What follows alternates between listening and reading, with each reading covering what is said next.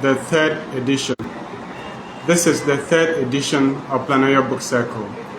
We are about to start.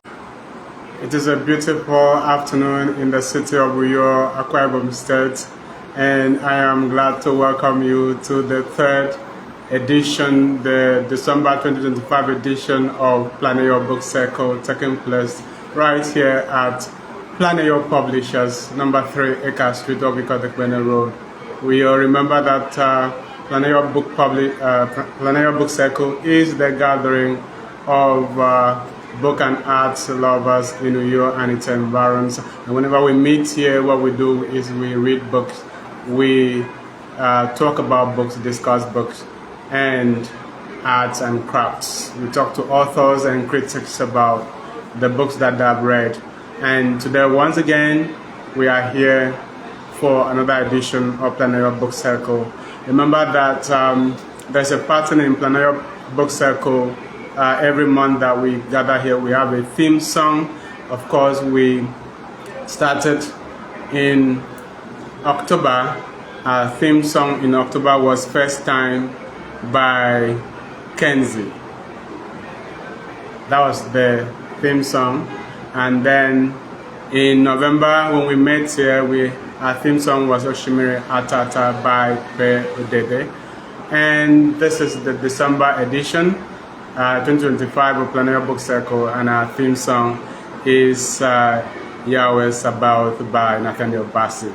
So I will choose another theme song for January 2026. And of course, I'm using this opportunity to wish you a very Merry Christmas and a prosperous New Year in advance. This is the Christmas edition of Planeyo Book Circle. Of course, you can see I'm wearing red. I'm looking like Santa Claus, of course. So very soon we'll take on our guests, but until then, we need to listen to some more music. Okay, so we are trying to get one of our guests, Dr. Udeme Nana, to join us all the way from the city of Lagos. So we continue with on the flash credit loan, music. 800,000 naira with the lowest interest in Nigeria at the moment.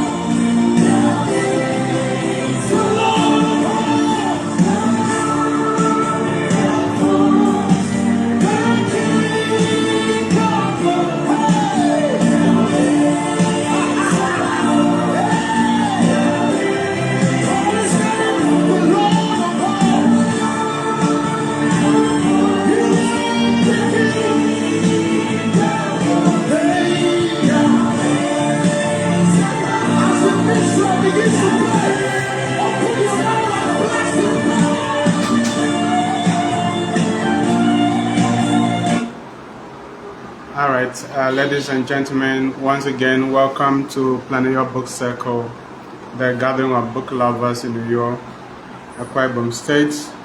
Planeyo Book Circle is set up to encourage the literary culture in Akwa Ibom State. For this edition of the book circle, that is the December 2025 edition, we have 4 guests that we will be speaking to get their knowledge about books and creativity and cultural production. One of them is the patron of Planeyo Book Circle, Dr. Nestor Udoh. Dr. Nestor Udoh is the author of Civil War Child, a book that documents the solid details of the Nigerian Civil War. The next guest is Dr. Udeme Nana, the author of Musings of Yesteryears. Musings of Yesteryears is published by Planeyo Publishers, and that was done this year in 2023. We'll be reaching out to Dr. Udeme Nana. He is right now in Lagos and will be speaking to us all the way from Lagos. And of course, we will talk to the representative of Dr. Kufre Paul, the MD of University of Udoh Printing Press, who will be speaking to us on publishing. All right, and of course, we will be speaking to Tuba Hansen. Tuba Hansen is the author of Unnoticed Presence of Things, and the poetry collection won the Anna Prize for Poetry.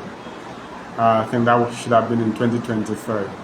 So these are all activities for today, plus reading of books by the participants.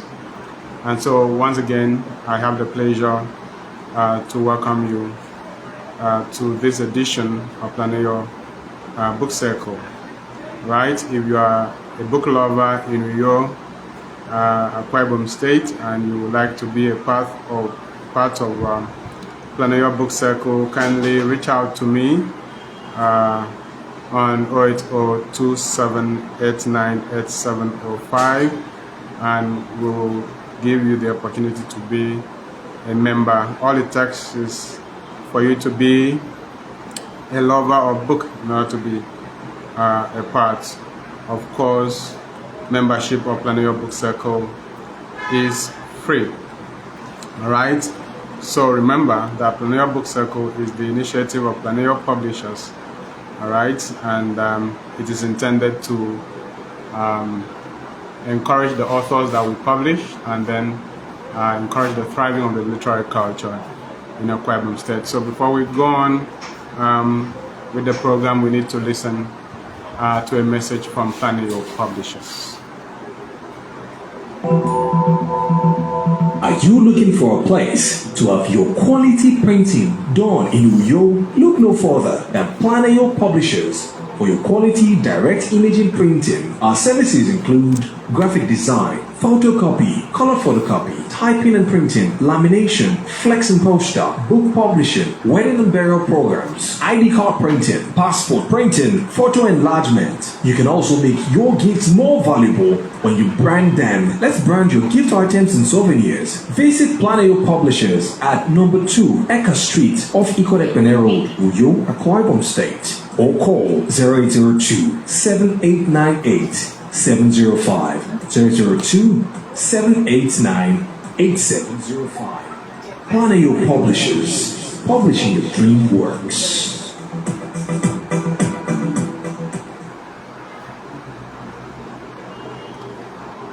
All right, so that was the message from Planeyo Publishers.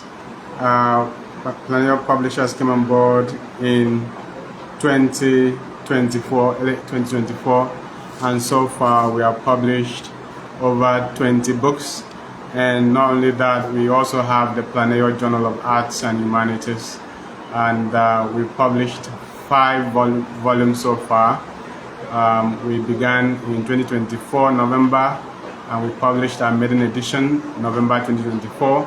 In 2025, we have published 4 volumes, 4 editions, including a special edition on Akwa Ibom indigenous literature. So that is how we celebrate the last month of the year here at Planeyo Publishers.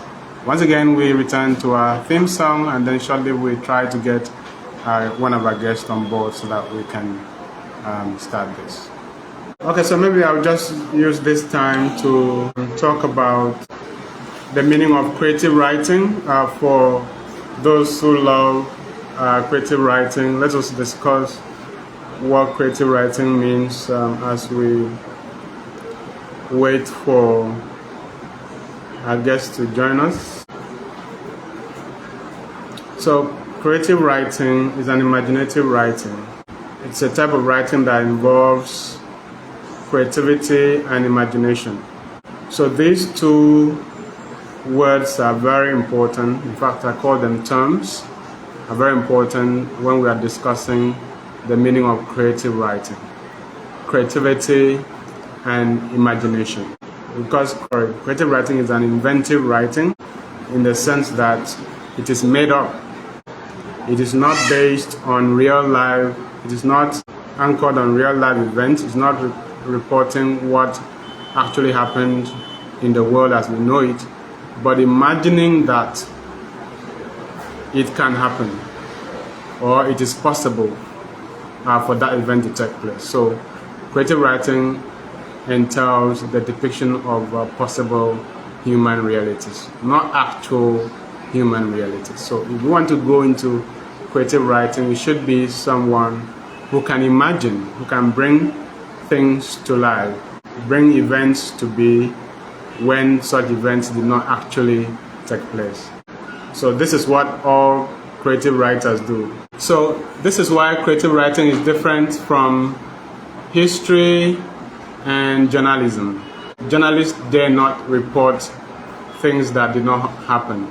Okay, we are going to hold them responsible, right? But creative writers are free to imagine events. If you are a creative writer, you are expected to talk about events that are possible human experiences. Okay, so the inventiveness of the creative writer is his best resource. Can you think of a story? All right, something that never happened but is possible in the human world, then you are set to be a creative writer. The reason why the event should be possible in the human world is because it needs to look real. All right, it needs to look real. It needs to make people think that they can relate to those events that you depict in your work. So in drama and in prose, as in novel, we need these attributes: imagination and creativity. You should not get me wrong. Creativity is not the exclusive of creative writing. In fact, we need creativity in all areas of life. But this kind of creativity I'm talking about in creative writing is unique, all right? In the sense that it does not only involve doing things in a way that it's different from what others have done, but also making it original or original to you, unique to you. So creative writing is a type of writing that springs from the imagination of the writer, and it depicts possible human experiences. So this is what makes literature to be seen to be higher than history, because history depicts what has happened, but literature depicts what is possible in the human world. That's what you need to understand. Okay, literature depicts what is possible in the human world. That's why literature is higher than history. History tells us what happened, but literature tells us what is possible, what can happen in the human world. And you may ask, why do we need literature in society? Why do we study literature at all? Why do we write works of art like poetry, like drama, like prose? Why do we need them? Okay, especially in this scientific age, why do we need literature? Okay, so we would like to say that anything that captures the entirety of the human experience is indispensable. Okay, because that's what literature does. Literature picks our lives and shows that life back to us. Literature picks our life and shows the life back to us. So in literature you can see yourself. In creative writing you can see yourself. In poetry you can see our society being reflected there. That's why we normally say that literature is that which reflects society. Okay, it's that important. So you then need literature in order to let society know how far it has gone in terms of development, or how backward it has gone in terms of underdevelopment. Without that, we will never know whether we are dancing the right steps or not. That's why literature is important. Literature shows us how far we have strayed from the right path, or how well we are doing. Okay?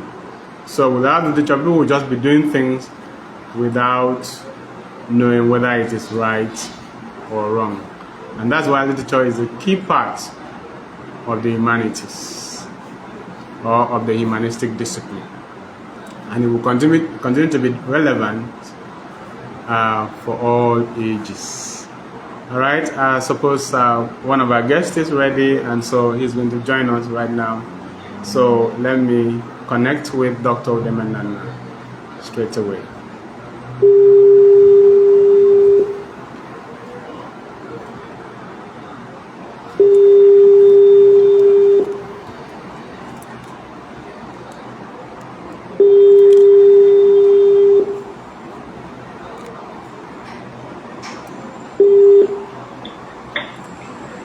Hello, doctor. Hello.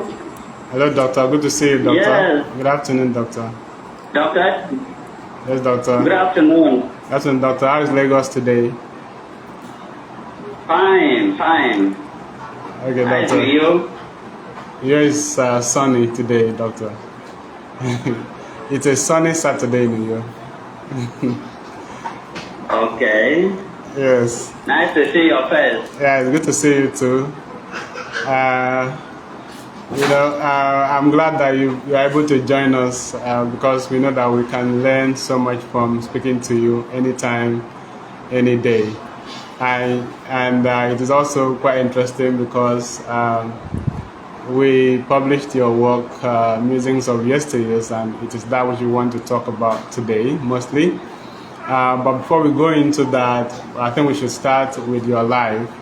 How was it when you were growing up, and how have things changed in today's world? When I was growing up, Yes. it was fun. It was fun. I enjoyed my childhood. I had good parents. I still have my mom. Just that I lost my dad last year, and I miss him. I grew up with very, very loving parents, amazing parents, very caring parents, extraordinary parents who guided me deliberately. So I grew up in a disciplined home, very disciplined home, because my father was a Methodist clergyman. And so I grew up in the church yard, in houses that were provided by the church, and mostly the houses I lived in were usually located in the school compound that belonged to the church, Methodist Church Nigeria. You know, before now, most of these churches built schools, built hospitals, and so their churches were part of the school environment. So that's the kind of environment I grew up under, the very watchful eyes of loving parents, caring parents, who were quite amazing and extraordinary. And so much was expected from me, and not only from my own parents, but from members of the church and even the school. So I used to play with my peers, all kinds of youthful escapades. I used to play football, and I also used to be exposed to evening tales like Atansiyak, you know, the bang, you know, where you play and run around and all manner of childhood escapades, and it was quite interesting, quite enjoyable. Yes, my father, because he was a church minister, used to move from one location to the other, and that was my life. I grew up as someone who was exposed to all manner of people from different ethnic groups, and so I was quite exposed to people. So what would you think? What would you think has changed between when you were growing up and today? Yeah, today parents have abandoned their kids to television. Yes. Most parents no longer have time to groom their children desperately. So they have left their children to be groomed by television, social media, and all kinds of things, you know. So that is what has changed drastically. Yes, my parents brought me up, they exposed me to books. They said, read books, and they bought books for me. They bought news magazines for me. They bought newspapers for me. And I didn't miss Sunday school, you know. I didn't miss school. But now, it's appalling because most parents no longer really take that responsibility 100%. So that has changed. Okay. Most parents do lock up their children in houses. They don't want them to step out. You know, we now live in gated compounds. So that has also changed. We are now more individualistic than communal. Yes. Yes. Wow. So tell us about your education, your school days, and whether things have changed when you were going to school and today. Yeah, in my own school days, primary school, I used to walk to school. Used to walk, come rain, come shine. Used to trek to school, come back. And but I was luckier because I attended a boarding school for my secondary school. That's St. Patrick's College. So throughout the duration of my secondary education, I lived in the dormitory and only went back home during the holidays. Unfortunately, nowadays, I have seen a lot of parents who even prefer their kids to go from home, forgetting that the exposure to life in such an environment as a school dormitory gives them the opportunity to meet with other people, interact with them, get to know other people better, and also imbibe the culture of other people. Yeah. So that exposure reduces the level of chauvinism in people, you know.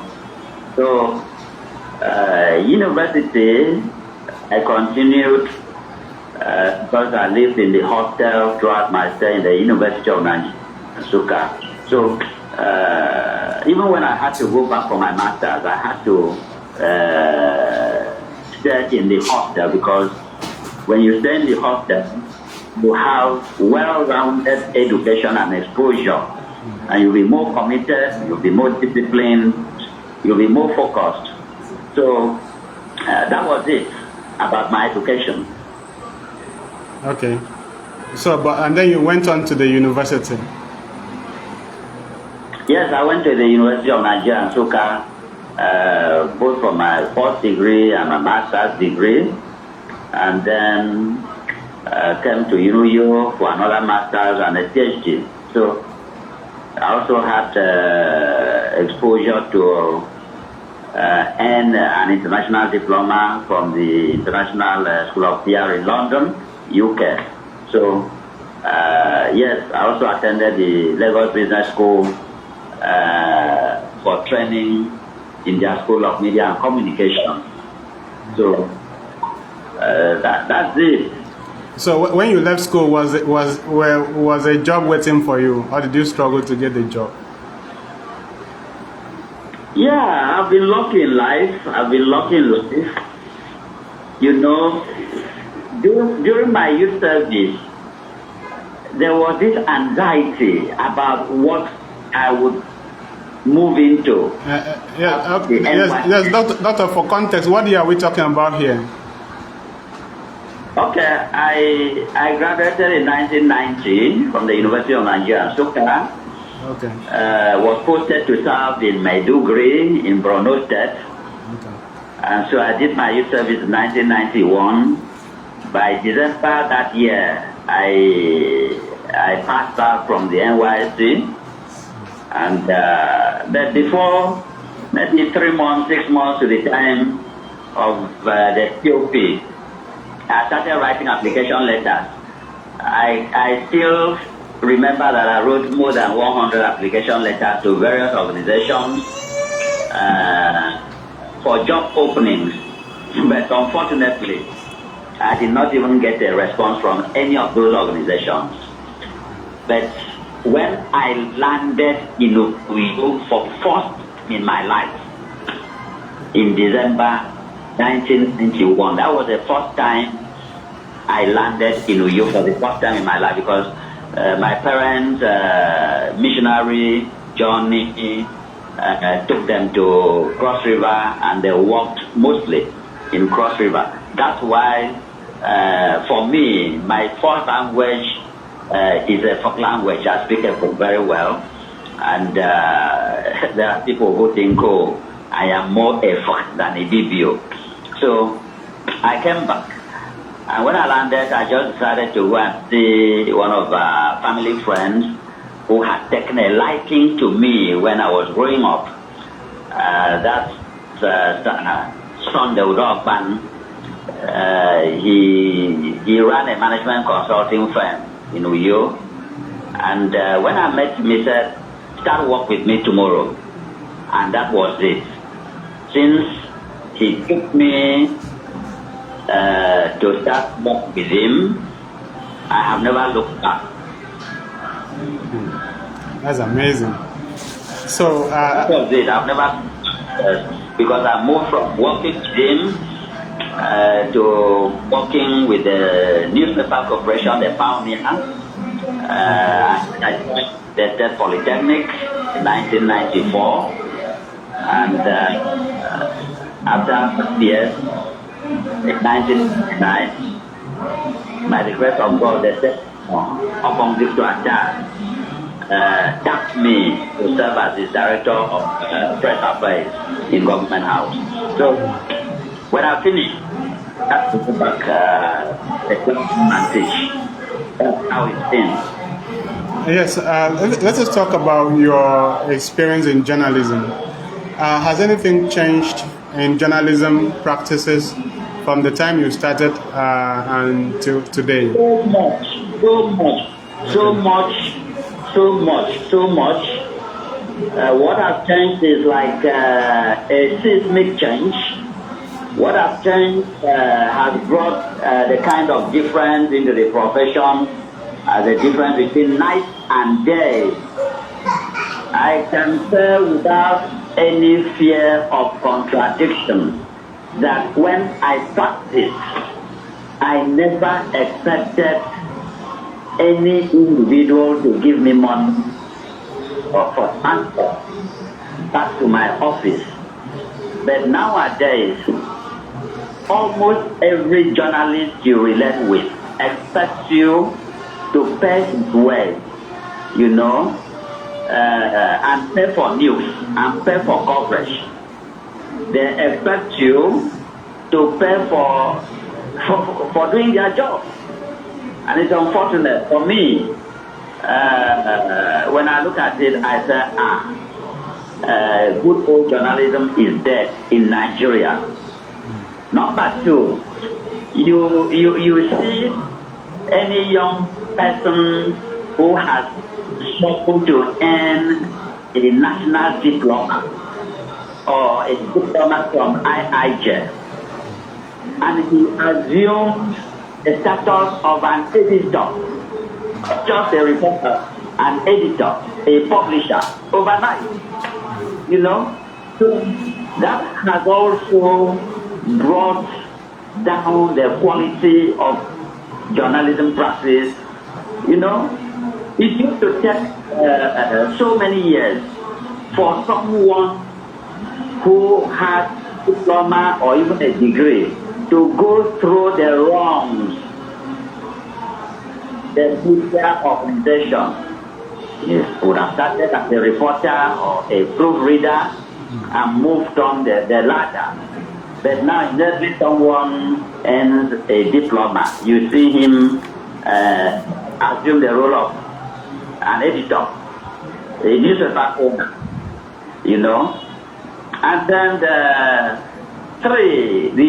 ethical responsibilities are now not seen as important. Not seen as important. You know, people breach ethical rules as if these rules ever existed in the first place. So that's how it's been. Journalism is now a profession of the what Dr. Nnamdi Azikiwe described as the flotsam and jetsam of the society. Everybody, all manner of people, they are now journalists. They call it citizen journalism. It's unfortunate. So journalism has changed drastically. Yes, all and all formats are there. You know, so that is it. Yes, so you know that aspect of citizen journalism. You know, are you saying that it should be regulated because it's like it is something that has been brought about by the evolution of definitely citizen journalism should be regulated. Okay. Otherwise, it's been something else. People now use or hide under the guise of practicing citizen journalism to blackmail and to do all kinds of things, you know, to impugn the integrity and reputation of people, and they use social media to kill the reputation of people, to blackmail people, to do all kinds of nonsense in the name of journalism. So it's very unfortunate. Okay. Yeah, you are a journalist. Let me ask you. Who were your peers and where are they today in journalism? My peers, yes, my peers, my childhood friend Sonny Daniel is now the regional editor of Vanguard paper based in Abuja. Sam Akpe, you know, we all started together. I can just say Sam Akpe and Sonny Daniel are people with state journalism together. Yes. Okay. There are others. That those were my age mates and people we started together. Okay, so you made mention that you worked with Obawata at a point. Tell us how Yes. tell us the process. Nine. Tell us the process that led to that, and what your experience was working with him, and what you think, has changed between when, you worked with him and now in terms of politics and then journalism. Yeah, I will write a whole book about how I was tapped by Obawata to work with him. It was on the basis of my own contribution and the sheer grace of God. I made a far-reaching contribution to his campaign, and I will talk about it in detail in a book that I'm working on. But I made a contribution, a profound contribution that the man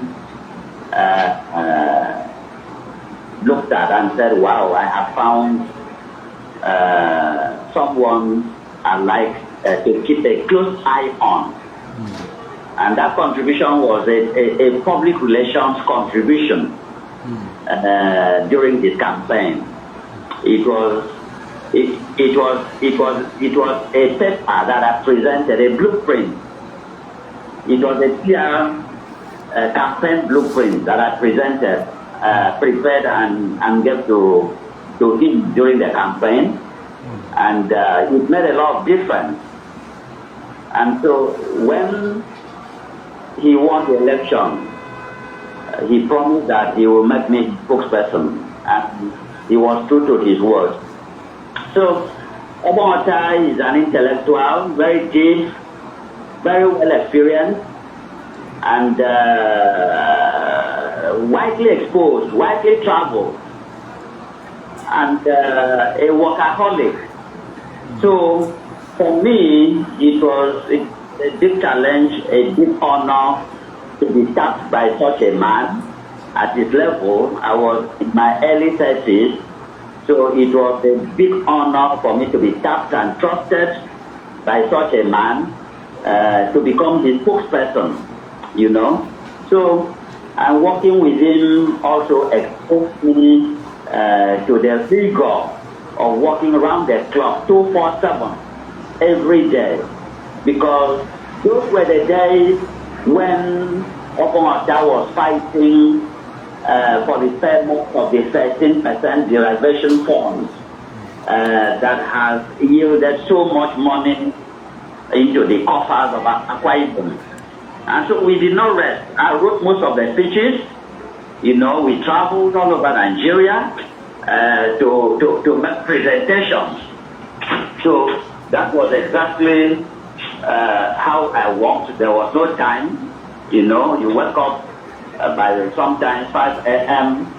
and you are traveling to different parts of the country. So that was exactly how we worked. It was interesting. I was young, but I also enjoyed it.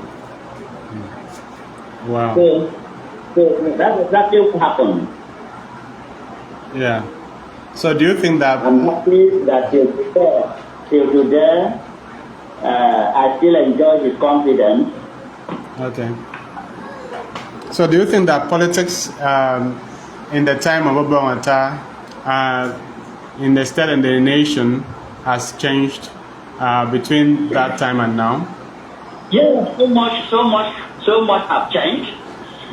The level of maturity, Obawata was quite mature, and so if you look at people who served in his time as governors, even as ministers, they were more mature in terms of age, in terms of political experience, in terms of exposure, even in terms of education, in terms of public service, or even experience in the past. People, leaders, political appointees at that time were more mature, were more experienced, and that also served or expressed in their level of contribution. You can see the visionary, game-changing contributions which Obama made. He showed capacity, you know.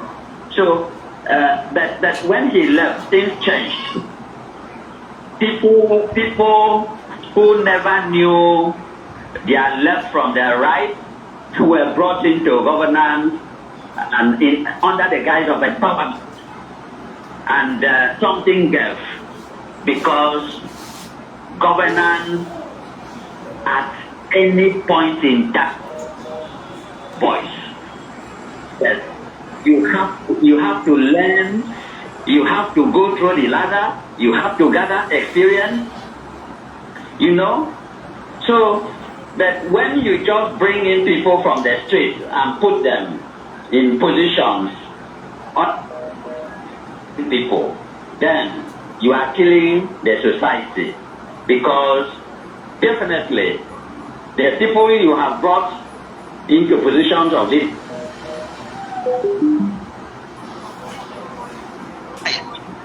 most of them were not well educated, and so you destroy the society, because young people see these people thrown up overnight and they become their point of reference.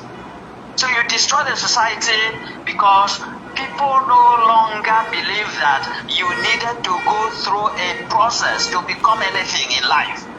They just thought, if I belong to this group, if I'm a member of this church, the next moment I can become a counselor, I can become a supervisor, I can be made a commissioner, be made a local government chairman, I can be made this, I can be this. It was, leadership recruitment no longer followed a process of people who were thoroughly educated, of people who were exposed, of people who were experienced, of people who, once they were appointed, others would say, yes, they deserve it, you know. So that has changed. And society is a poorer for it. Society is a poorer for it. It has affected even the way people look at education now. But unfortunately, because even the topmost leaders are product of that kind of recruitment, they don't even understand what has happened in the society. Yes. So leadership recruitment has become a bane in the past 16 years, not just in Akwa Ibom, but all over Nigeria. So unfortunately, that has taken its toll on the society at every level. That has taken a toll on the quality of administration at all levels. That has taken a toll in the general outlook of the society. That has taken a toll on even our educational system, because students no longer want to work hard, they no longer want to focus. They now say, of what use is working hard? Of what use of in becoming disciplined? You know. So many things have changed. So many things have changed, and I pity our society, because it will get worse. Yes, Doctor. So let's just talk about writing. When did you start writing? I think I was born with the talent, and as a kid, as a teenager, I started writing, used to write and read my poems in secondary school. And my poems used to be read in the assembly hall. And after secondary school, I started writing for newspapers. And I remember the first article I wrote. My articles were published in a newspaper called the Gong newspaper in the 1982-83. I wrote for the Nigerian Chronicle, and then I wrote for the Cross River State Community Concord, and then Akwa Ibom State Community Concord. So I used to write a lot, even before I went to the university to study for a degree in mass communication. So I've always had a talent. University education honed my writing skills and sharpened them and made me to become not someone who just wrote, but gave me the professional training to understand why I needed to write certain things the way they are written. So that's it. So all through my life, like the collection of poems, Musings of Yesteryears, which you published, 95% of those poems were written before I turned 20. Yes. If you read through the poems, you'll see poems talking about William Tolbert, who was the president of Liberia in the 80s. You know, you look at poems that refers to Anwar Sadat, you know, Jean Bedel Bokasta, you know, and all those people. So those were things I wrote as a teenager, you know. So I really appreciate your contribution, because sometimes I used to think, are these things good enough for me to publish, you know, in a book form? But thanks to you, you helped. God bless you. Yes, Doctor. Before you published Musings of Yesteryears, you wrote other books. Would you like to tell us about them, or anyone in particular? Yeah. The books I wrote were I edited two books, Speeches of Obong Victor Atta, and then I also contributed public relations and scholarly things like that. Musings of Yesteryears happens to be a collection of poems, and then the other one, Success Secrets of Cristiano Ronaldo, is a motivational. So that has been the journey, my trajectory in writing. Yes, Doctor. So, would you like to tell us in particular about the Age of Idiots? What it's all about? Yeah. Oh, I forgot that one.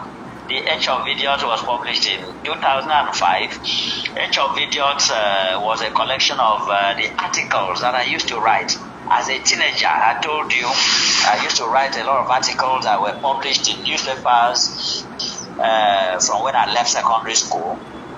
So Age of Idiots contained articles that I had published in the Nigerian Chronicle as far back as 1983 when I left secondary school, Cross River State Community Concord, why was a Community Concord, and then articles in the Pioneer, you know. So I just pulled them together and got them published under the title of Age of Idiots, you know.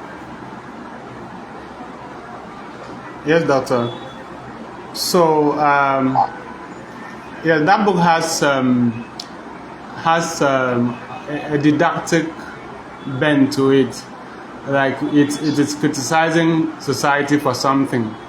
What did you aim to correct in the book, in society? Yeah, I talked about it, you know. The theme was that in this present age, parents abandon their kids, their children, to television.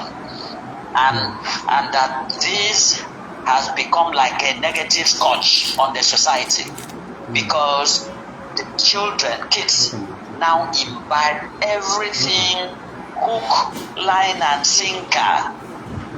They imbibe what they see in totality, from soaps, from television, from video games, and they think it is normal. Yeah. But that culture, we all know, is not normal and cannot be normal, you know. So, and I saw that as a ban in the society. Yes. So, that has been my own philosophical attitude in the way our society has evolved. I believe that society should grow organically. You know, parents should play their own part in a more deliberate manner, in a more deliberate way, that the community too has a part to play, the school system has a part to play, the churches as an agency of socialization has a part to play, and we should not allow our children to be groomed by television, social media, and video, you know, because most of the things we expose ourselves to are not real, you know. You can even look at the way some of our youths dress now, like mad people, completely un-African. You see people wear tattered clothes, and that's Doctor, please, we need to see more of your face in the video. Thank you. Hello? Yeah, we need to see more of your face in the video. So maybe you. Okay. Yeah, definitely. Thank you, doctor. Please go on. Is it better? Yes, it's better. So I was saying that the craze for pop culture, which is a culture promoted by what people see in the video, television, is antithetical to our own cultural values. I now see young people dress bare-bodied, you know, their private parts dangling for everyone to see. And I see people wear very short things, especially our girls, forgetting that the dress culture in Europe, because of their weather, is different from here. And so when they see these white people, these Europeans, these Asians dress the way they do in beaches, they think they should swallow it and behave the way those people behave. And that has destroyed the fabric of our own values. You know, the traditional African value of respecting, self-respect, you know. So you now see people dressed like mad people in tattered jeans and things like that, you know. So completely un-African. In the past, if you saw someone like that, you just think, oh, that person is mad. But now it's become a culture, it's become chic, you know. And for me, The Age of Idiots, the title article in that book addressed that issue. Okay, doctor. So the thesis was that we should not imbibe hook, line, and sinker everything we are exposed to in the video or television. Yes. And then recently you also wrote a book on Ronaldo and the lessons we can learn from his life. Can you tell us more about that book? Yeah, that book, I have been a fan, a football fan, all my life. I used to play football as a child. I used to play football as a teenager. I used to play football when I was in secondary school. In fact, in secondary school, I was the captain of the under-13 soccer team in my dormitory, and I used to be a very good dribbler. I used to be a very good winger. So I played football through my time in secondary school, and when I left secondary school, I used to play for a community football club. And in fact, my younger brothers used to bother me about going professional at that time, but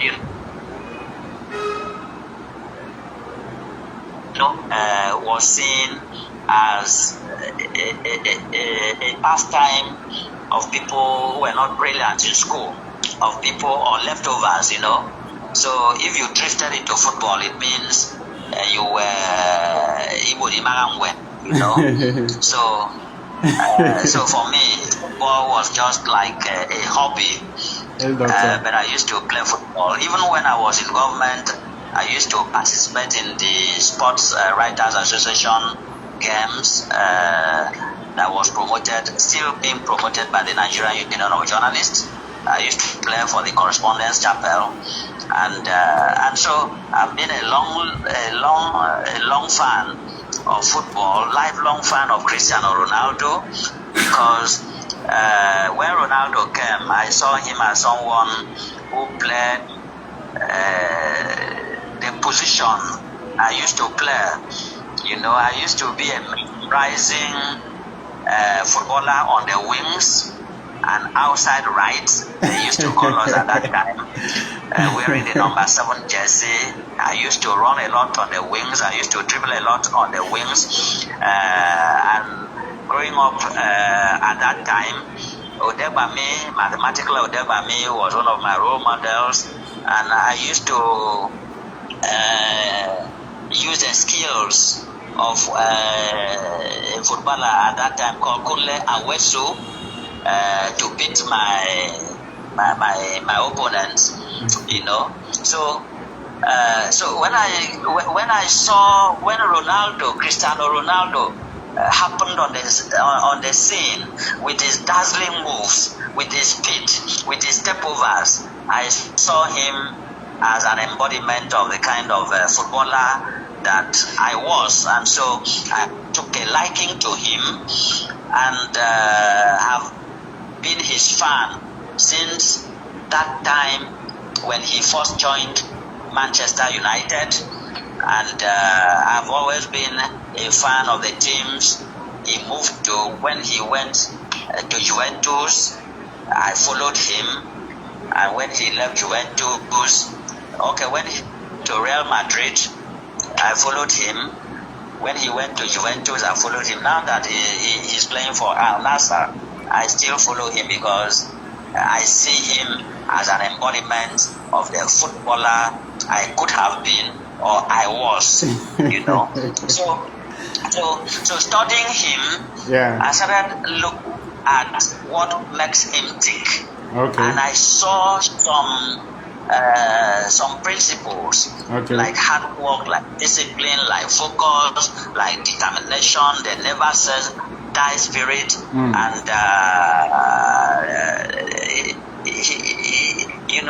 his training regime, his sense of discipline about not drinking, not smoking, even the fact that he does not wear any tattoo on his body, So I thought to myself that Ronaldo could be projected and presented as a role model for young people, and that what he represents can help any young person who has an idea to become anything, to become successful in any aspect of life, because if you want to succeed in life, nothing trumps hard work. You have to work hard. Ronaldo works hard, He would be the first to go for training. He would be the last to leave the training pitch. He's into the gym. Oh my God. He is even disciplined. He does not drink. It drinks only water. I mean, I saw values and I saw principles that anyone who wants to succeed in life, in any field of endeavor, could learn from. So that's what I try to do. To use Ronaldo as a case study for success by anybody in any area of endeavor. Even if you want to be a successful scholar, you have to focus. You have to work hard. You know, you have to be determined. You know, you have to be disciplined. You know, so these are some of the things that anybody, any reader can pick from that book. Yeah, so we will talk about Musings of Yesteryears, but first let's talk about your love for books and how and why you set up the Udoh Book Club and its growth over the years.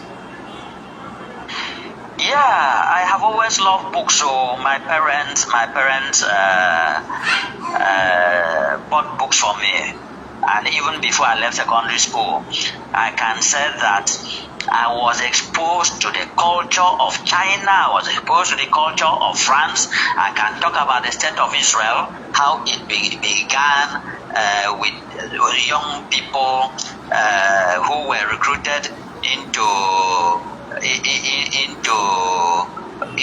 guerrilla groups like Igun and Haganah, and how they started from a band of 5 to 10 people to fight their way to when they became a nation.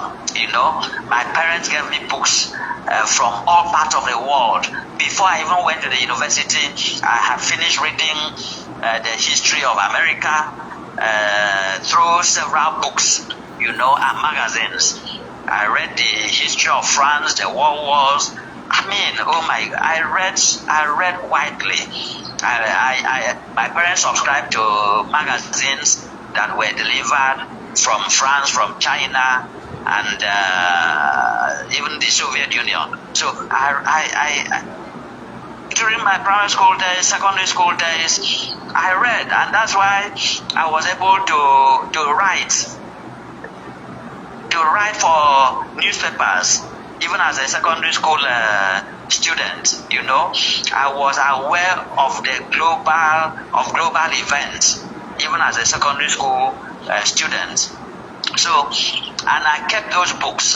Unfortunately, I have lost hundreds of books because friends would borrow books from you and never get to return them back.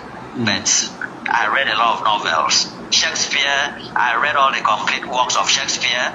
I mean, I love Shakespeare's sonnets.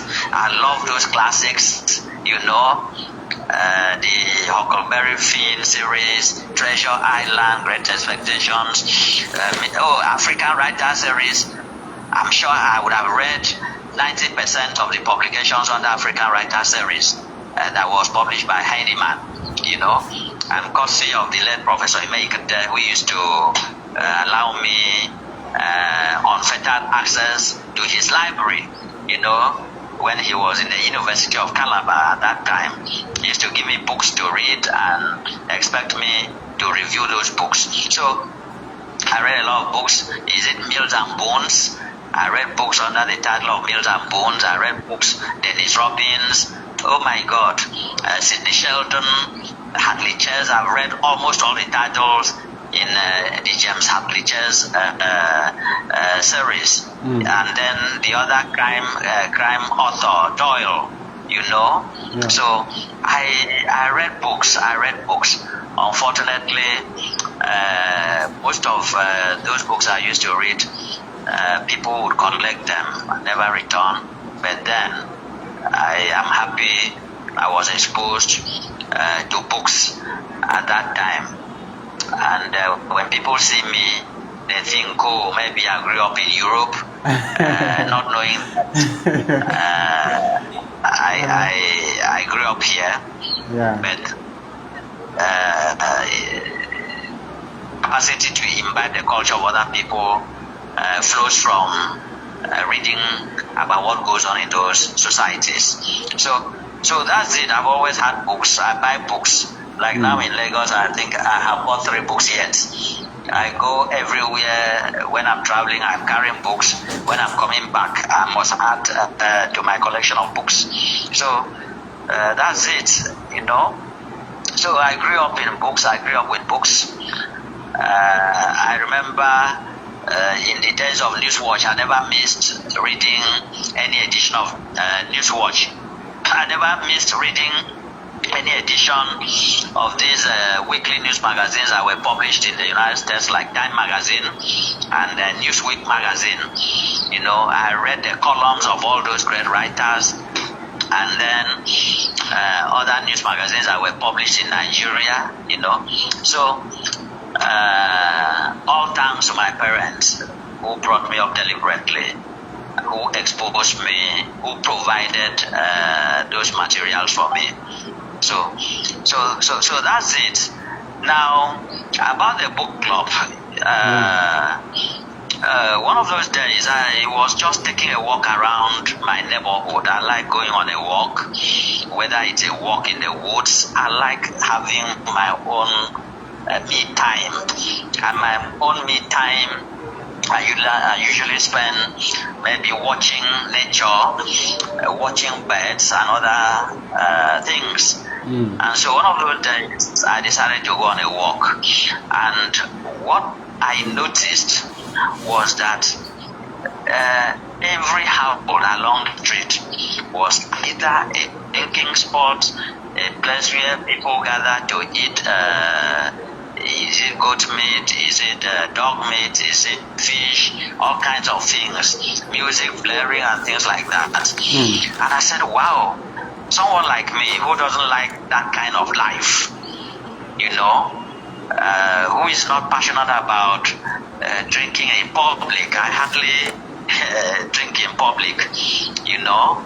If I want a drink, I mean, I can have a drink all alone, you know, in my quiet place, you know, and I'll still enjoy it.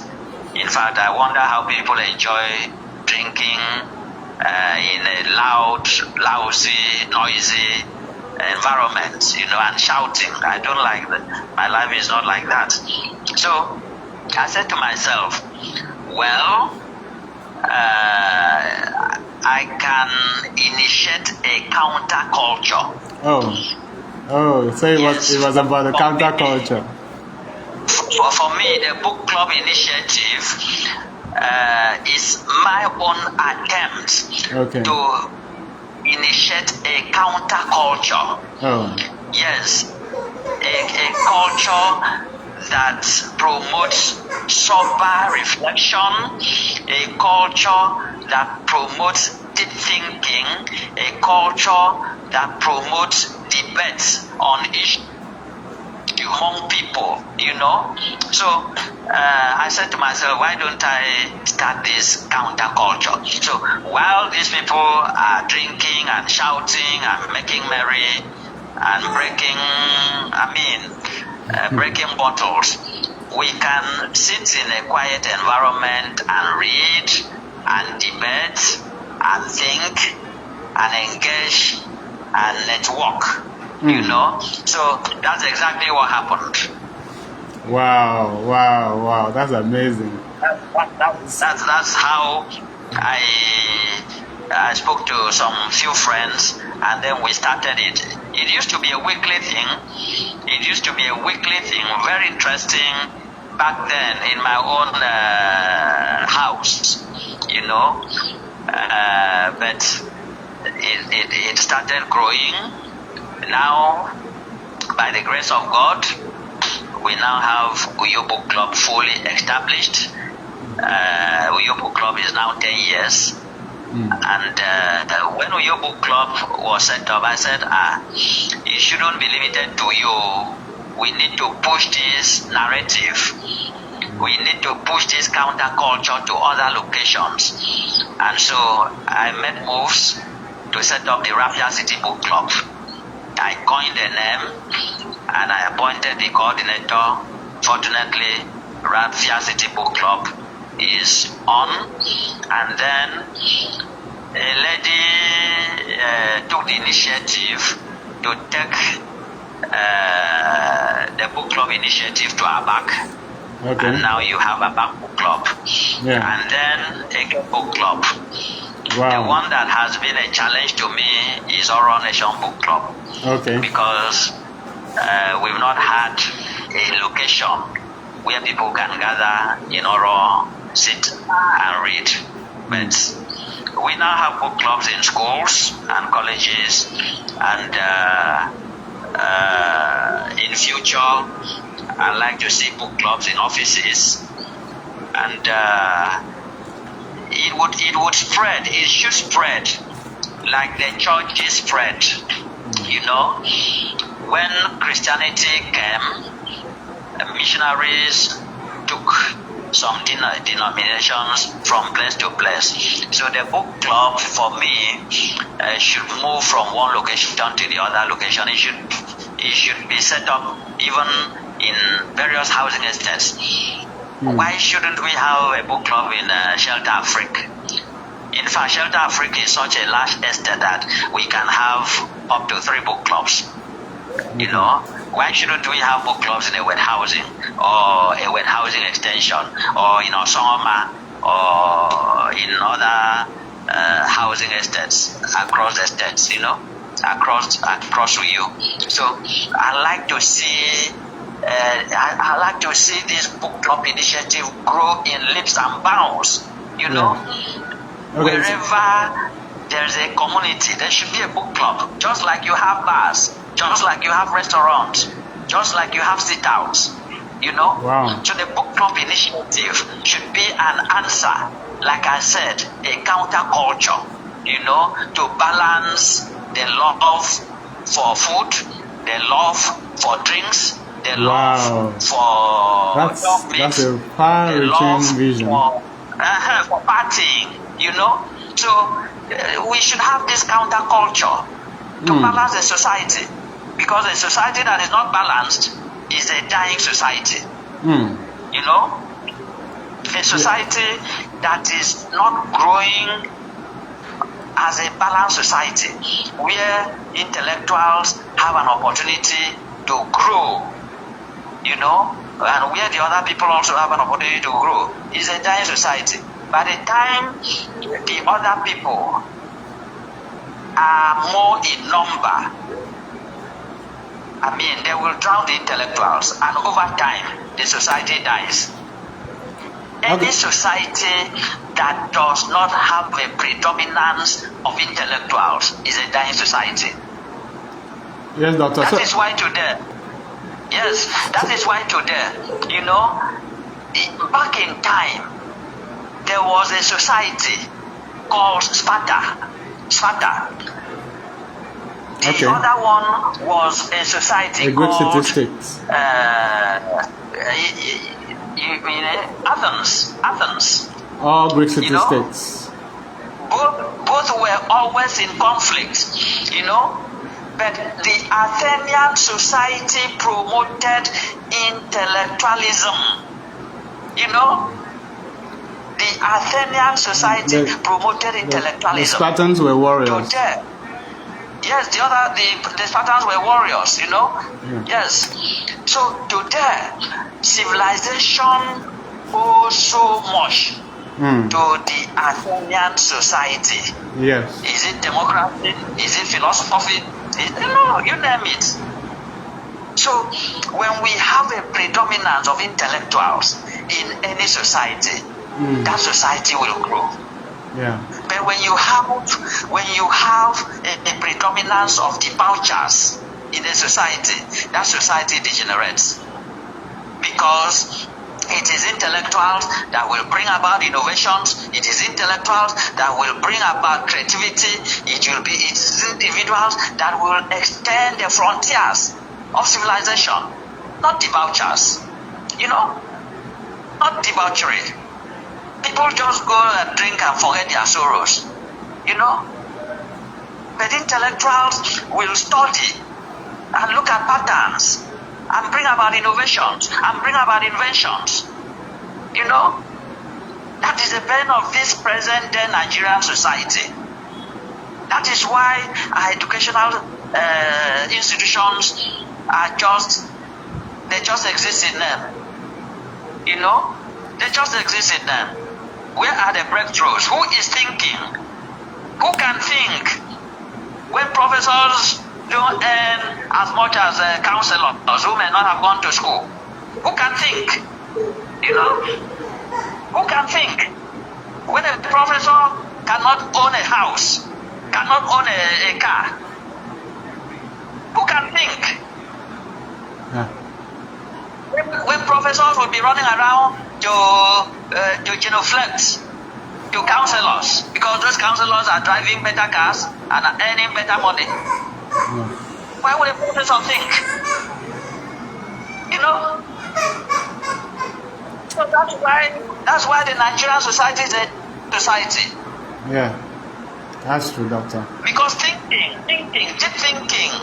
Nobody's thinking anymore. It doesn't mean anything, people. Yeah. That's true, doctor. So let me ask you now, you know, you have that amazing vision of a universe full of book clubs. How would it affect the society in terms of development in all areas, health, politics, and all of that? Oh my God, quality. Reading refines the sensibilities of people. When we have a predominance of people who are exposed to books, you know, there's something called mental rigor, which will help them to know that there are better ways of doing certain things. You know, when you do things in a better way or in the best way, then you are helping the society to grow.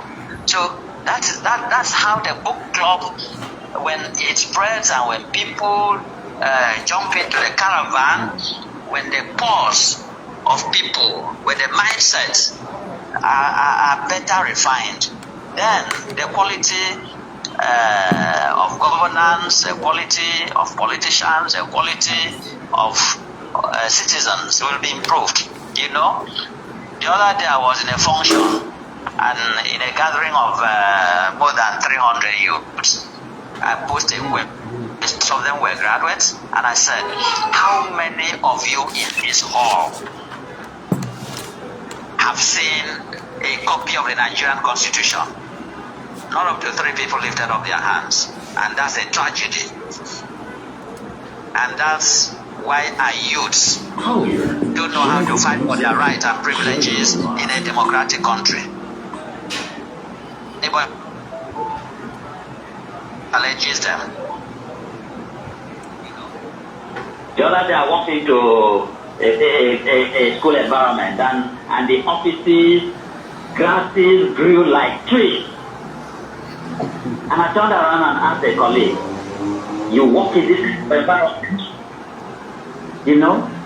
So lack of enlightenment, lack of a population with refined society, with refined sensibilities, have stolen our voices. You know, lack of a predominance of people with refined societies, of refined sensibilities, have stolen our voices, and that's why we are here where we are.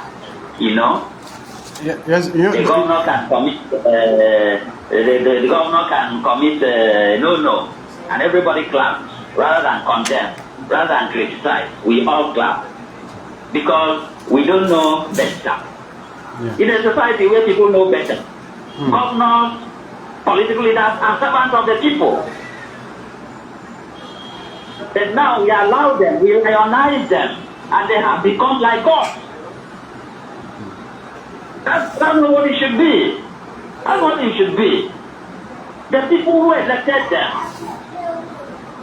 and the tribals, they are supposed to serve the people. But now, it's the other way around, because the people don't know their rights and privileges as enunciated by the Constitution. You know? Okay, doctor. Now let us. I don't know. Do you have a copy of the Musings of Yesteryears with you? No, I don't. Because we would have loved you to. I didn't carry it along. I would have loved you to read a copy for us, one poem or so for us. Okay, so which is your favorite poem in the collection? Oh my God, there are several poems that I love. Several poems in that collection that I love. Okay. Is this the one about the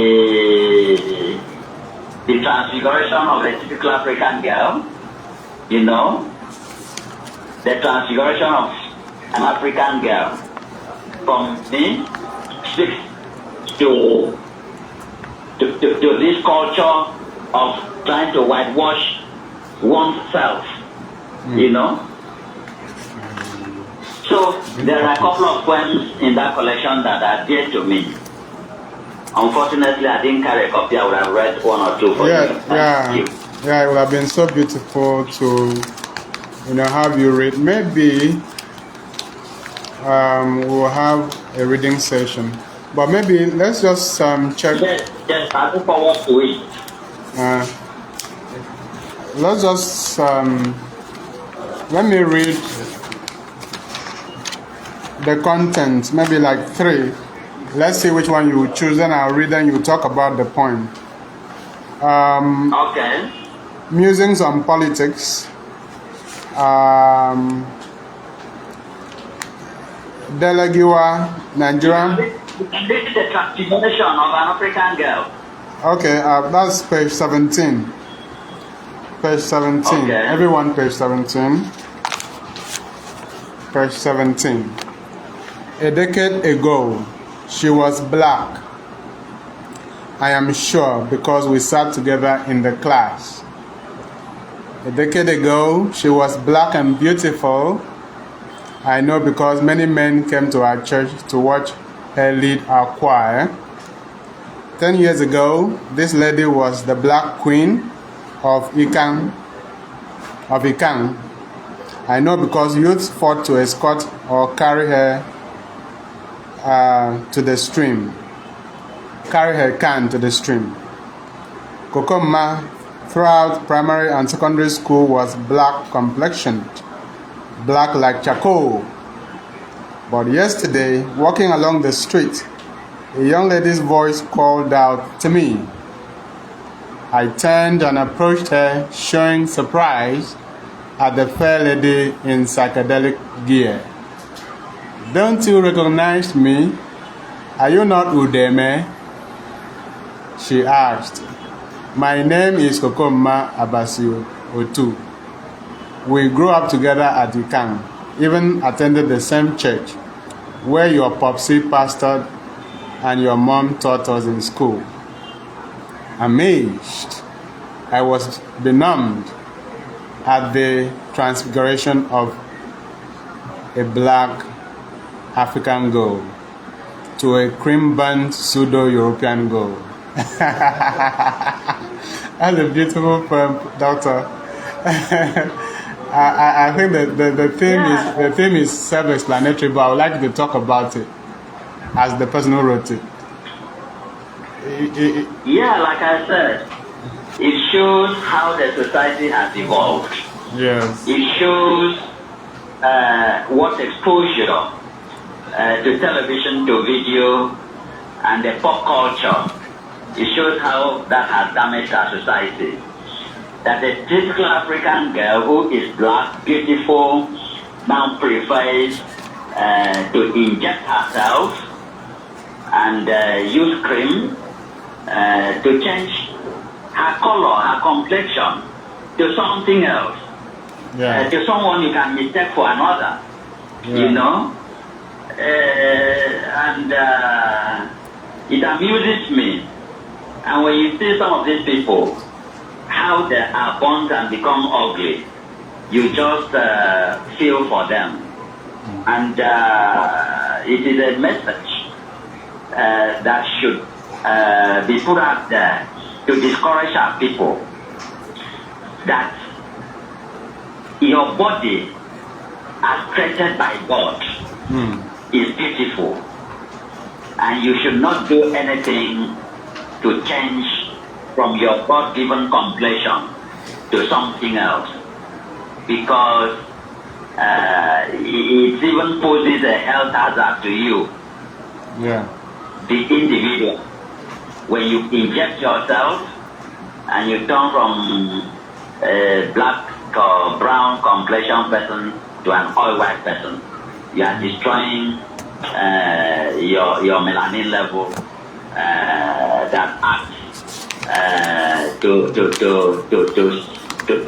an immunity, you know.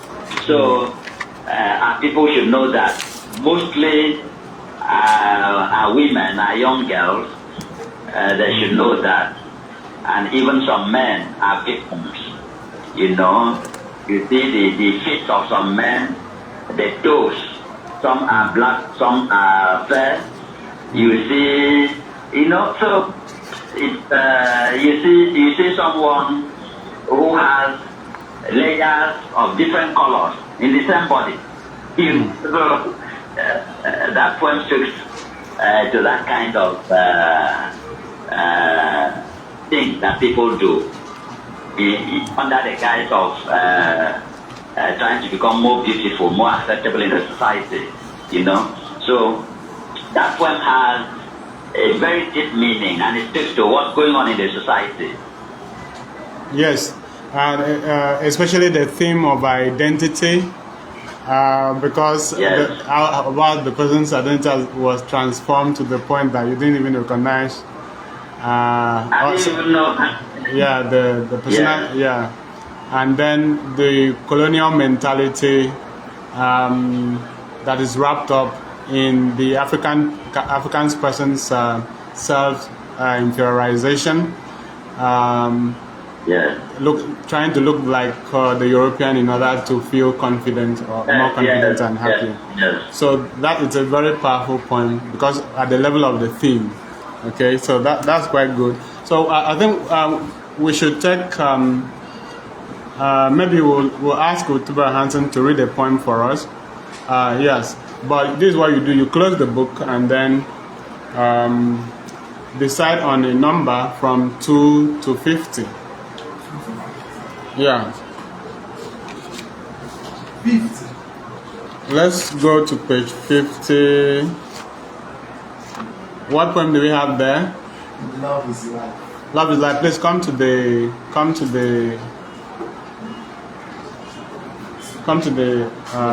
close so that we can hear you. So, Doctor, please, Hansen has chosen Love is Life, and it is his cross and he has to carry it. So let's hear. Okay, love is life. In tears I write, in pains I scribble, in depression I mutter, my love is my life. If I miss my loved one, if I quarrel with my loved one, in emotional instability I roam, my love is my life.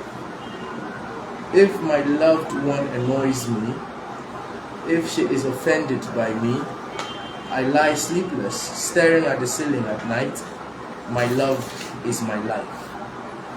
If I roam about with her and laugh with her, along the riverbanks or in the woods, I find true happiness. My love is my life. Another beautiful poem, because of the rhythm. The rhythm is sustained by the refrain in the poem, and it's so good. So, but Doctor, tell us, my love is my life. Love is life.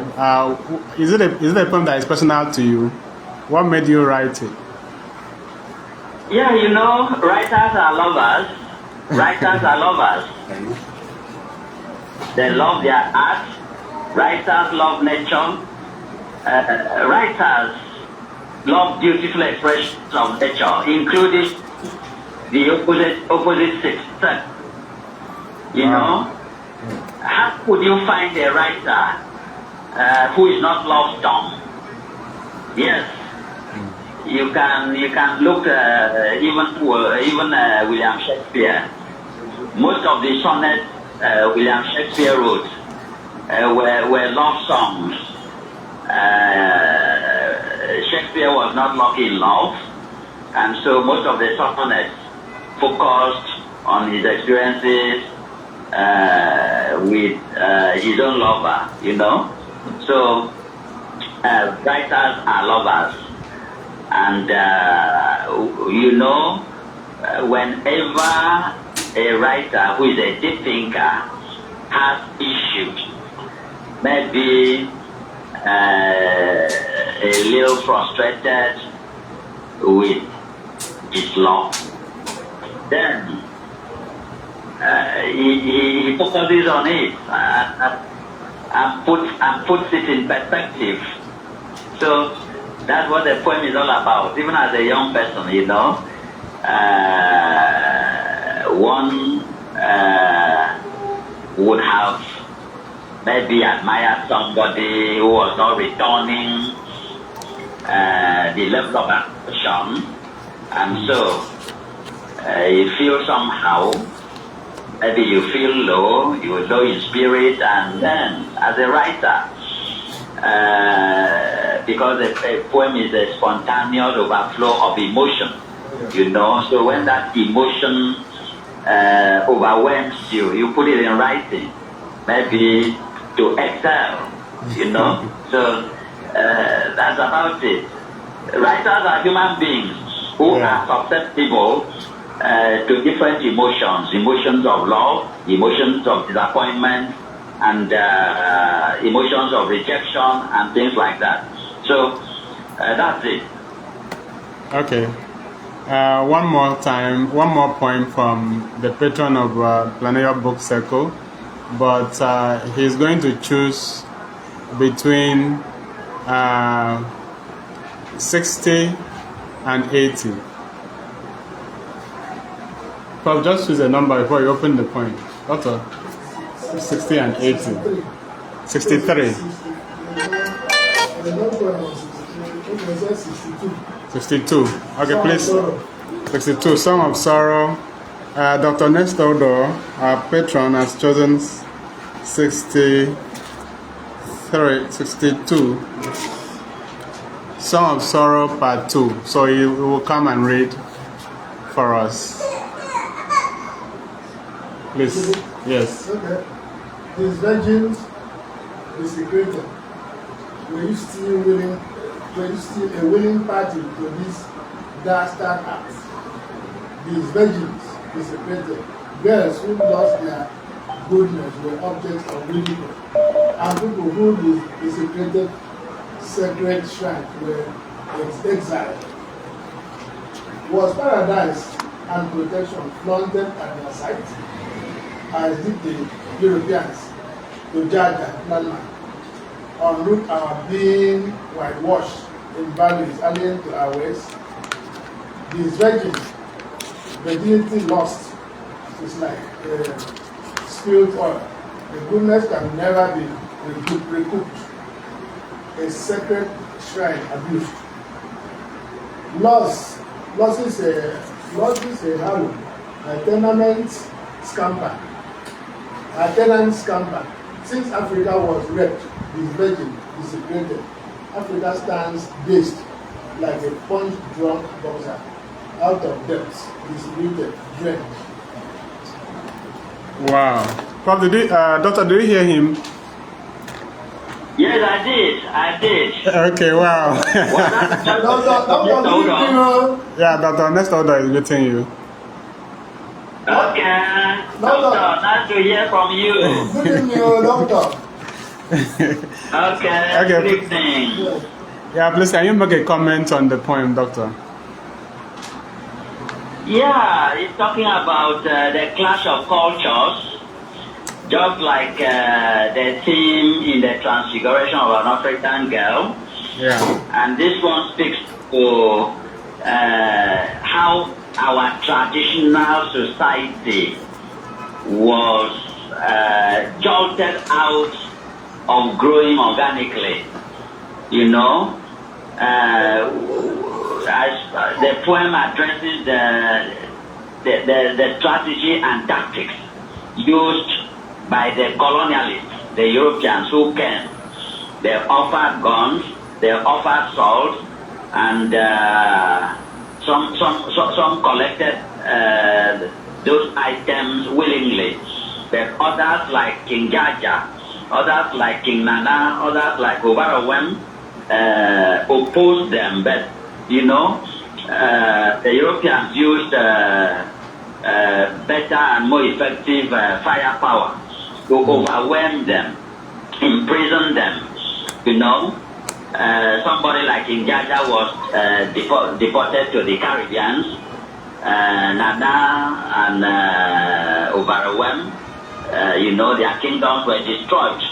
You know, so the poem is saying like it has ended. That since Africa, since our traditional societies, since our traditional culture was overwhelmed and overturned, you know, things have become out of joint, you know, and I compare it to a girl who loses her virginity. Once a girl loses her virginity, she cannot regain it. Since we lost out in the clash of cultures, in the clash of kingdoms, Africa is still suffering as a punch-drunk boxer. We are out of sorts. We are like the ghost of Elmina. Whether to go forward or go backward or go forward, you know, we are just turning in circles. And that is why we are where we are as Africans, you know. That's why I think we are stuck in stunted growth, in stunted development. That's why our political structures are not strong and cannot withstand, you know. So, hey, that's about that poem. So I titled it Song of Sorrow because it's a sorrowful thing. It's a sorrowful thing. And how I wished our younger ones read poems like this, get to understand the context and think about it, you know. And it's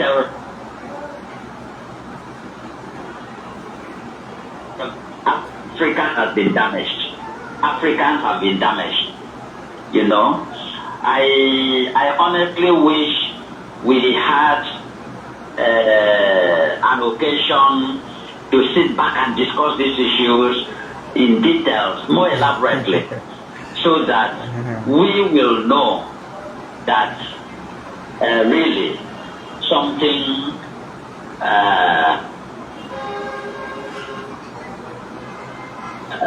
to Africa.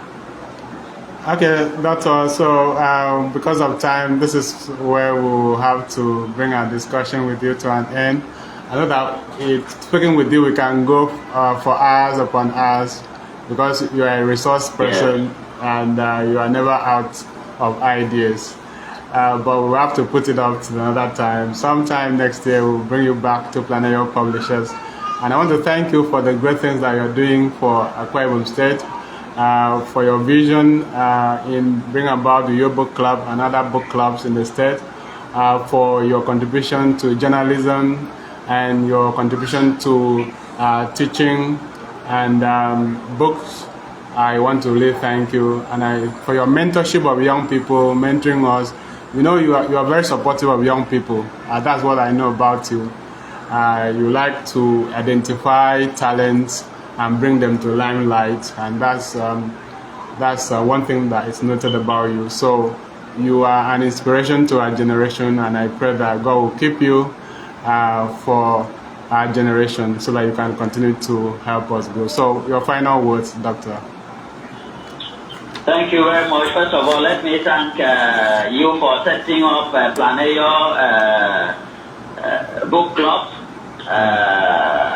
It makes me happy because the vision is growing and you are enlarging the coast. I also want to thank Dr. Nestor Udoh for setting up the reading sessions in his community. I look forward to showing up there one of these days and talking about the issues that have been highlighted. I don't know how Dr. Nestor Udoh feels about when the state government got embroiled in the ban or not to ban traditional cultural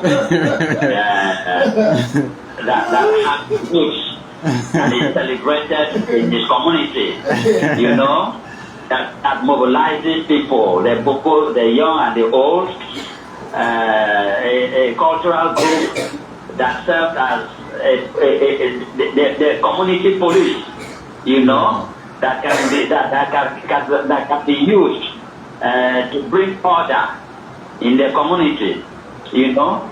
So I really appreciate what's happening, and I look forward to joining the reading session in Ikwen community, because my father also served in that community during his missionary journey, and I also look forward to joining Planeyo physically. Yeah. Yes. Yes. Thank you, Doctor. Thank you. Yeah. So this. Thank you for calling me to be part of it, even though I'm far away in Lagos. Yes. And I really commend you. Keep it up. God bless you too. Yeah, thank you, Doctor. And I wish from all of us at Planeyo Book Circle, we are wishing you a very Merry Christmas and a beautiful 2026 in advance. God will keep us and bless us till next year with more vision and more insight into how to develop our culture. So have a blessed day in Lagos. Thank you. Right. So, ladies and gentlemen, that was our interview with the father of Uyo Book Club in Akwa Ibom State, Dr. Udeme Nana. He's the author of Musings of Yesteryears, and he spoke to us about his life and art.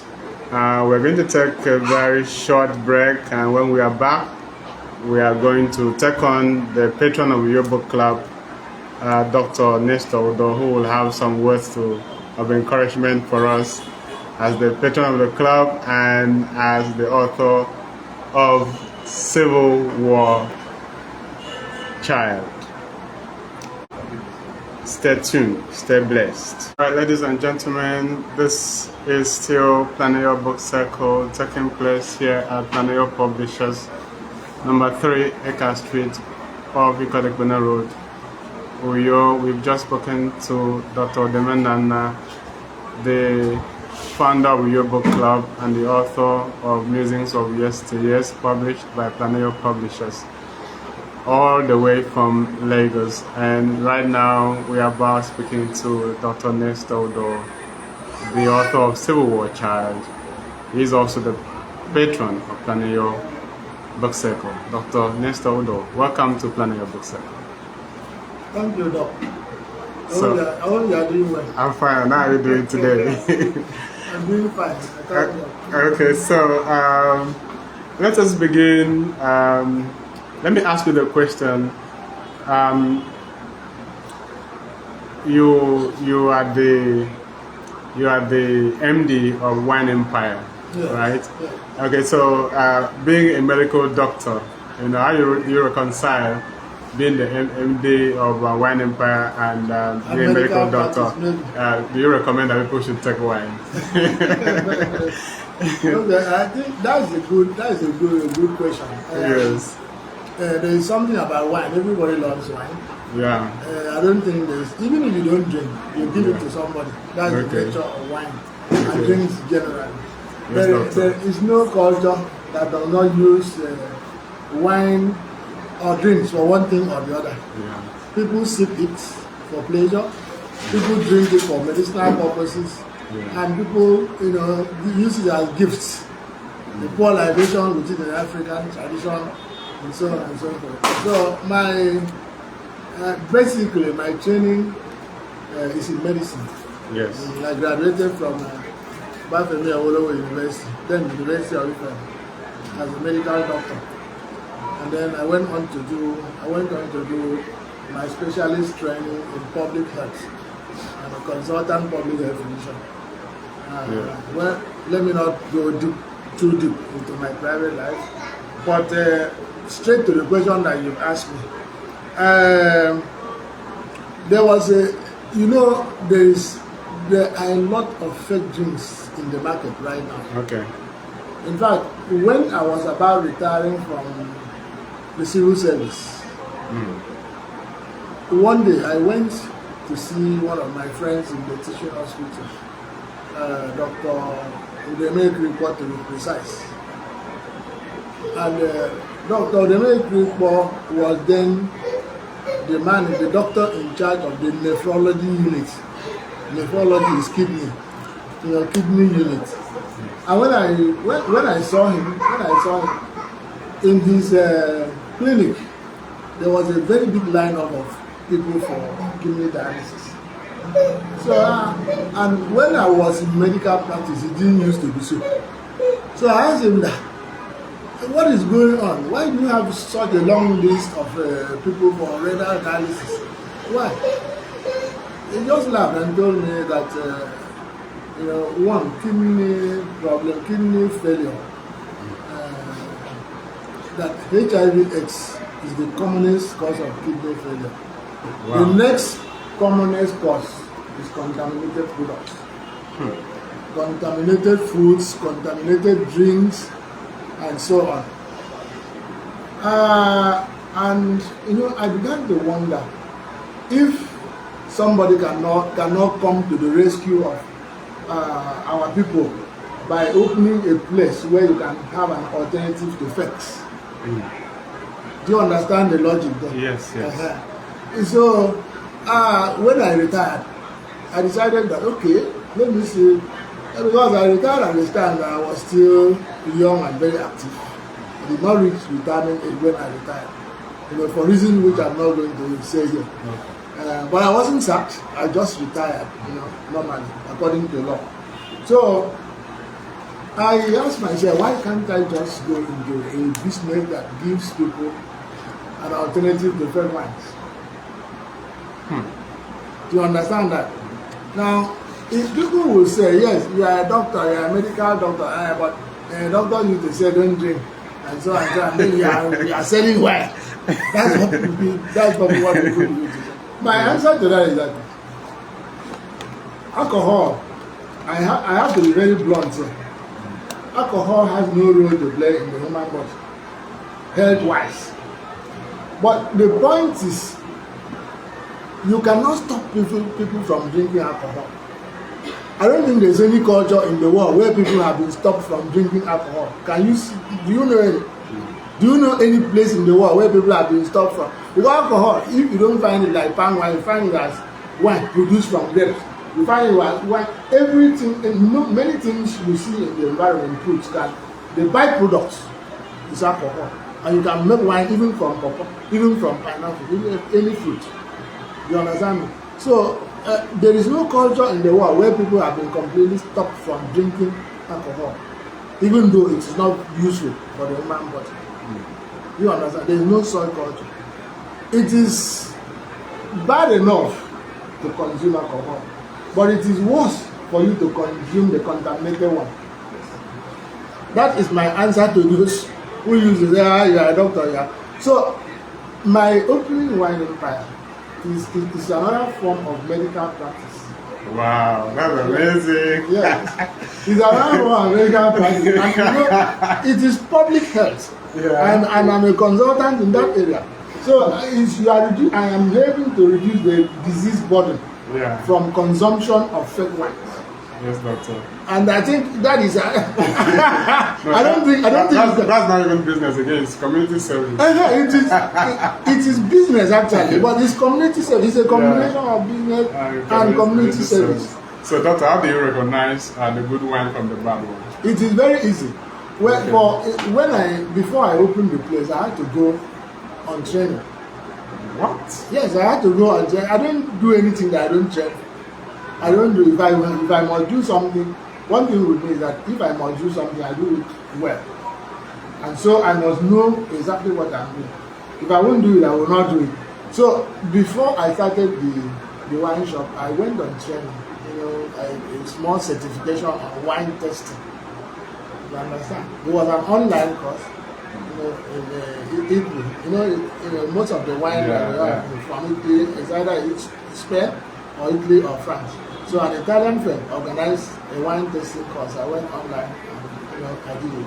The practical was, practical proved to be a little bit difficult because I had to order some of their wine and then we do it according to how they want you to taste. So I actually went on training and then I opened it in a small shop somewhere in Akaitiam before I moved to the place where Wine Empire is located right now in Nairobi. So my opening Wine Empire is a kind of community service combined with business. Yeah.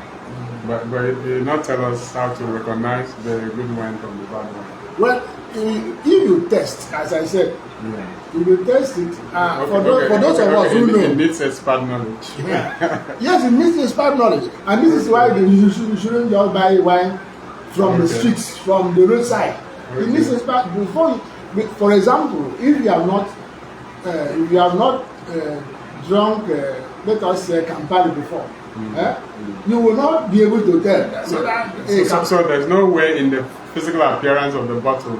There's some features. No, there is, but this is why we who concentrate on stopping original wines coming, because I've been trained to do it, and I've been doing it for a very long time, and I obtain my supplies from reputable companies.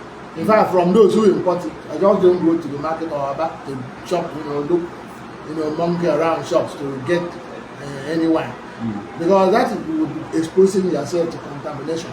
Now, before I started the business, I knew exactly what I was going for. And so I traveled to Lagos to meet some of the importers at what do you call that market? There's a very big market in Lagos where you have most of the importers of wine. What do you call that? I've forgotten the name, but I will tell you. Then I traveled to Abuja to meet two of my suppliers again, and then I talked to them one-on-one. I told them what I wanted to do. And when I placed my order, it's not just one carton, 15 cartons, 20 cartons, 30 cartons. And I make it known to them that if I find anything fake there, I will stop buying from them. And you know what? Somebody who's been buying bulk, if you stop buying from you, you know the losses they make. Yeah. So they actually assemble the wines they want to send the wine empire and give us. They protect us because we send the signal early that this is what we are looking for. We don't allow fake in our place. So you tasting the wine, looking at the bottle itself, you will know. And first wine, if you look at even the cap, you will see where people have tampered with it, and even the label will be somehow.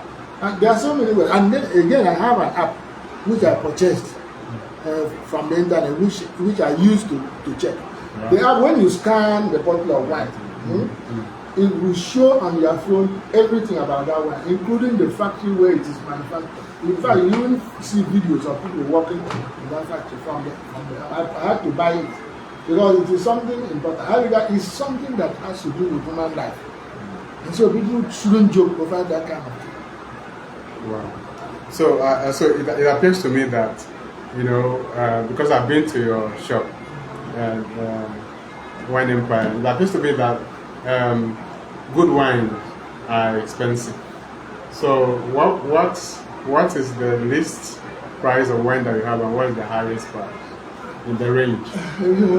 Well, anything good has to be expensive. Yeah. Don't let anybody deceive you. Yes.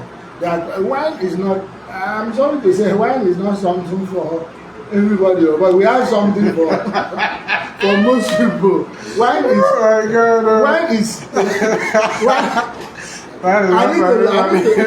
Of course, it's not like one minister said that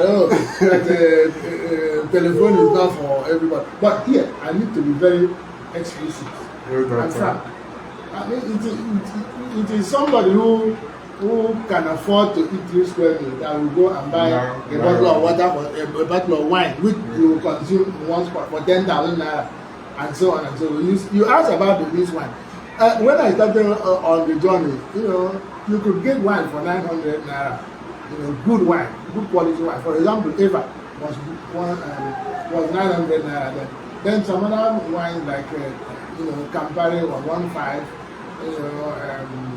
and others they were still expensive, but not too expensive. Because wine is always an expensive something normally. So, but now the prices of wine have so gone up that the least wine of good quality you will get now is 4,500. Okay. At Wine Empire. Yes, at Wine Empire. That's the least wine of good quality that you will get. Okay. It's 4,500. And what brand is that? You have something like Bama, Okay. and a few other wine, but others are 10,000, 15,000, 20,000, 30,000, 45,000, 70,000, 50,000, 100,000, and so on and so forth. That means someone can just use someone's salary and buy wine. I'm talking about you can buy a bottle of wine. Yeah, there are bottles of wine that are 500 and something thousand. That means someone's 3 months salary. In fact, there's a particular one that we have that is 2.2 million. What? Yes, in the bottle. You see, people buy. Yeah. You see, life is in categories. There are people who buy these things. They have the money. You have people who have so much money that they are looking for ways to dissipate. So we have something for everybody. You have the lowest and you have the highest. Okay, so But the beauty of the whole thing is that all of them are quality. yeah, so let me ask you the relationship between wine and say literature, writing, creative writing, poetry, drama, and so on. When I was a student in the secondary school, Yeah. I read one book called was it Merchant of Venice, or there's one character. They were doing midnight revel and they were drinking wine, and one of them was calling for more wine. So that there's a big relationship between literature and wine. Yeah. There are some books that are themed on drinks, wine, stories, and I don't think there is any good literature book that you will read and you won't find a place where they are sipping something or using it to pour like this. Yeah. Even in civil water, when my mother was being married, they carried jars of palm wine to the marriage ceremony. So that is the relationship. Yeah. So is it possible that wine can inspire literature or the writing process itself? From what I am telling you, wine can inspire very big literature. Very big literature. It can. Yeah, and supposing we keep our hands and wants to write poetry now, can he take wine so that he can help?